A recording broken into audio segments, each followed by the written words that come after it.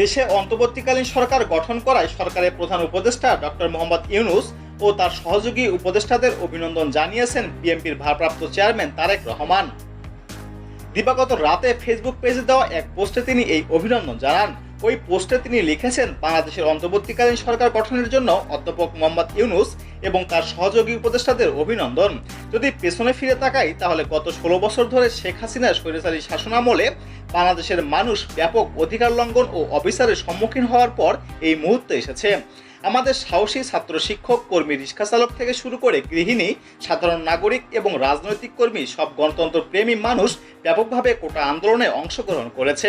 এই বিক্ষোভ শুধু কোটা সংস্কার নিয়ে নয়, নজিরবিহীন দুর্নীতি, মূল্যস্ফীতি, বেকারত্ব, মত প্রকাশের স্বাধীনতা, দমনপীড়ন এবং মানবাধিকার লঙ্ঘনের বিরুদ্ধে ঐক্যবদ্ধ অবস্থান। আওয়ামী লীগের শাসনামলে অন্যায়ের মাত্রা ভয়াবহ আকার ধারণ করেছিল।